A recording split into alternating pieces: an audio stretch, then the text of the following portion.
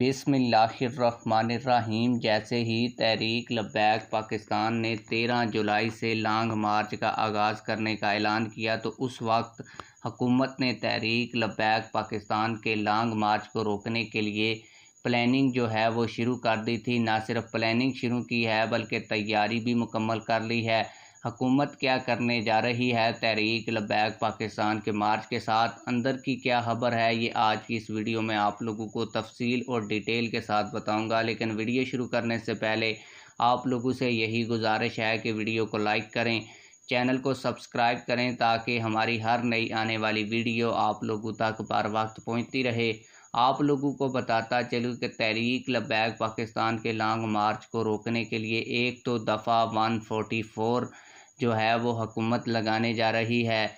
दूसरी बड़ी खबर ये है कि वज़ारत दाखिला को एक नोटिफिकेशन भेजा गया है जिसमें कहा गया है कि मुहर्रमुल हराम के 6 दिनों के अंदर जो है वो तमाम तर जो ऐप्स हैं सोशल मीडिया की, इनको बंद कर दिया जाए।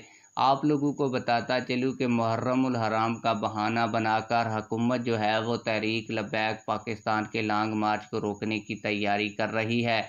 इसी वजह से हुकूमत को पता है कि अगर सोशल मीडिया आ रहा तो सोशल मीडिया के ऊपर तहरीक लब्बैक पाकिस्तान के जो है वो पैगामात पहुंचते रहे तो तहरीक लब्बैक पाकिस्तान का जो मार्च है वो मिलियन मार्च बन जाएगा और हुकूमत इसको ख़त्म करने में नाकाम हो जाएगी। फिर तहरीक लब्बैक पाकिस्तान के जो मुतालबात हैं वो मानने पड़ जाएंगे। इसी वजह से मुहर्रमुल हराम का बहाना बनाकर ये जो सोशल मीडिया ऐप्स हैं इनको बंद करने की तैयारी भी हुकूमत ने शुरू कर दी है। आप लोग इस हवाले से क्या कहते हैं कमेंट सेक्शन में हमें अपनी राय से ज़रूर आगाह कीजिएगा। मिलते हैं किसी और वीडियो में। अल्लाह हाफ़िज़।